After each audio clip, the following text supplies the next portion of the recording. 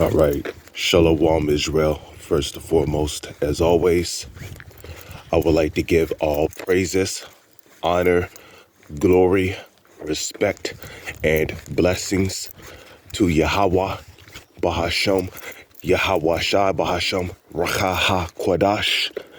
Salutations to the Lord's elect on the four corners of the earth, pushing this truth and sincerity while patiently waiting for Yahweh Shai's return. And double honors to our apostles and elders of Great Millstone, which have taught us everything we know through the spirit and power of Yahweh, Bahasham, Yahweh Shai. And this is the brother Yashamai coming back at you with another walk and talk. As you can see, I'm on my way to work. I'm walking to the bus stop right now.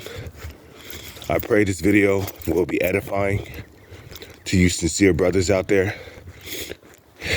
You know, you few sisters who are listening, and you sincere brothers who are of the hopeful elect, the 144,000, which is a part of the 1/3. Okay, and it's just as you see in the title of this video. The only way to understand heaven and hell in the Holy Scriptures is to understand how judgment is played out. Okay. You know, and I'm doing this video really for you sincere brothers who truly have a zeal and a desire to be delivered. You truly believe in the prophecies that are written in the Holy Scriptures, because everything that is written in the Holy Scriptures are faithful and true, and they will come to pass, okay? From the Old Testament even unto the New Testament, okay? You believe that one day men and women and children are going to be getting beamed up into what the world calls UFOs, being delivered from the impending danger of the explosion of nuclear warheads, which is ultimately going to be the destiny and the fate of America and the land of Israel. Okay, so you believe in the prophecies. You know and understand that Yahweh Shai died 2,000 plus years ago, because if he didn't, we would not be awake in this truth right now, okay? The fact that we have woken up to this truth, we know that we're Hebrew Israelites, you know, starting with, you know, our beloved ancestor, Abba Bivens, who is Elijah and John the Baptist in the reincarnation, okay? Started with him, who taught, you know, our elders, and then our elders who we see today, starting with Apostle Tahar.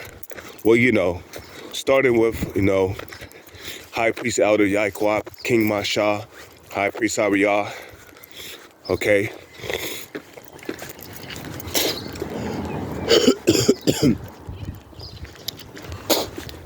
All the way down to our apostles who we see today, Apostle Tahar, Apostle Gabar, Apostle Ariyamalab, Apostle Rakha, okay? So those are ultimately our teachers today, followed by the elders who learned under our apostles of Great Millstone, okay? So, again, the best way to understand heaven and hell in the Holy Scriptures is to understand how judgment is played out. So, the first thing you need to know is that there's no such place as hell, in a sense of where you basically burn forever. You know, you're just there for all eternity, suffering in eternal fire. Now there was a bunch of ghouls and fiends and goblins and demons, and a bunch of orcs, and basically a whole bunch of cave monsters coming on my comment board talking about, well, the Bible speaks of hell. Jesus spoke of hell. Hey, hell is very real. You gonna find out the hard way. Look, shut the fuck up, man. Stop talking to me. Okay?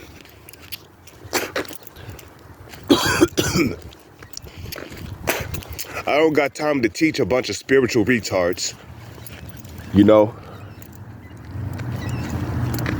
It's not my fault that you keep running into walls and street poles and shit with a fucking bike helmet on because you're too damn stupid to know how to walk straight or to learn how to get over obstacles. And yeah, you're right. Hell is in the Bible, dumbass. But when the Bible speaks about hell, it's not the concept of hell that you people believe it is. Okay? So again, hell is 2 or 3 things in the Holy Scriptures. Okay? The first concept of hell, which, Sheol, which, goes back to the Greek word Sheol, or Sha'al-Wal. In the Hebrew is Sha'al-Wal, which ultimately means the grave. Okay? When King David was prophesying about Yahawashai, he said, now Yahawashai is the true name of the Messiah, who the world ignorantly calls Jesus. When King David was prophesying about the Messiah, okay, he said, thou will not leave my soul in hell. Meaning what? The Lord did not allow Yahawashai's body to be buried in the grave. So ultimately, Sheol, or Sheol, which is the Greek word of hell, or Sha'al-Wal, which is the Hebrew word for hell, really is talking about the grave. And that's what a lot of people don't understand. So the Lord would not suffer Yahawashai's body to be buried in the grave. And that's why all these archaeologists, all these architects, all these people that Esau hired to dig up the graves, why do you think they cannot find the bones of Yahawashai? Because in the book of Acts, the first chapter, it tells you how Yahawashai left the earth, in which he left the earth in a cloud. Now, if you don't know what a cloud is, the cloud in the book of Acts, the first chapter, is talking about what the world calls a UFO. Okay, the Messiah was taken up into what the world calls a UFO 2,000 plus years ago.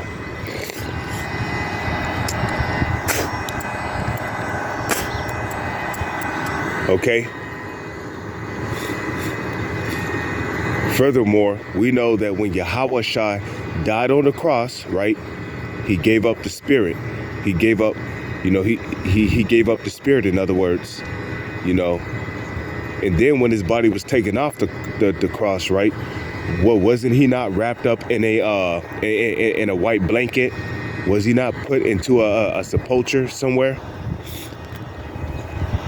inside of a building by a Nicodemus? So Yahawashai's body was never buried in the grave. And that's what King David meant by, thou will not leave my soul in hell. Now, the second hell is talking, the second hell that the Bible speaks of is talking about a condition. Hell is also a condition that is played out here on earth. Okay? And I always like to use this analogy. The white man's heaven is the black man's hell. Ever heard of that? Whenever you're suffering, whenever you're going through turmoil, whenever you're in a state of mourning, you know, whenever you're suffering mentally, physically, or spiritually, you're going through hell. Okay? You might have fell in love. You might be a man and you fell in love with this woman. You know, you was cool with her since you know, you met her at the age of 14, you know. Y'all used to, you know, flirt with each other, play around and shit, you know. No, y'all used to buy each other gifts. Y'all used to kiss and shit. Y'all used to kiss each other on the lips and, you know, always talk about how y'all was gonna have a future with each other and da da da da da. And then, you know, both of y'all become grown-ups, right?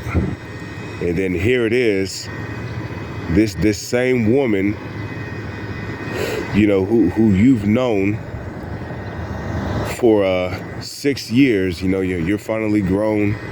You know, y'all both have sex, da da da da da, and you know, she ended up pregnant with your child, and then, you know, somewhere down the pipe, you know, something happens where it don't work out.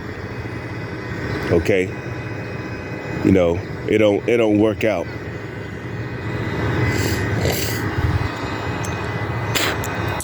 So then she ended up leaving you, right? She ended up leaving you. She ended up with another guy. So then what comes next? You end up heartbroken, right? You start feeling this sharp pain in your chest, and it's so heavy and grievous that, you know, when you breathe, it's like, you know, it hurts. Which means what? You're going through hell because you lost your woman who you've known for 6, 7+ years. Okay? You know?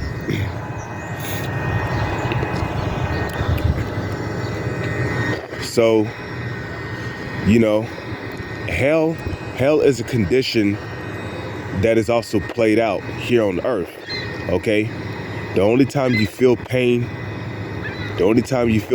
whether emotional, spiritual, or mental, is when you're in your body, in your physical temple.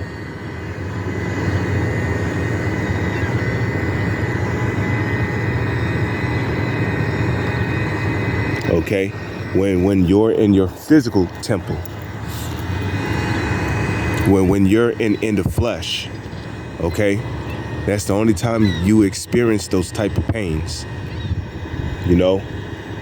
Or, you know, I'll give you another example of, you know, being in hell. When you get into a car accident, right? And, you know, here it is, before the car accident, you used to be an athlete, you know?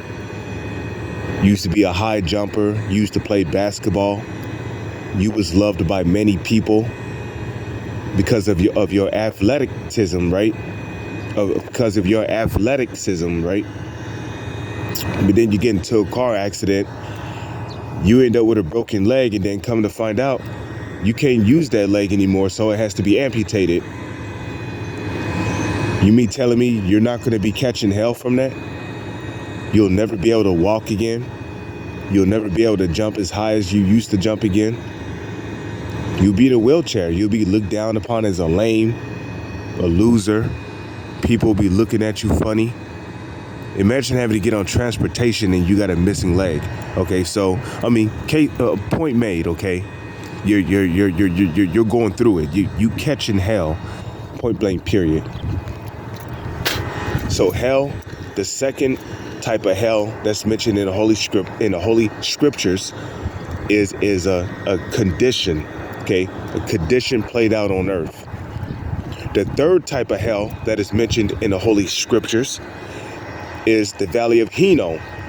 Now, the Valley of Hinnom is first mentioned in the book of Joshua, the 5th chapter, okay? And if anybody knows about Hinnom,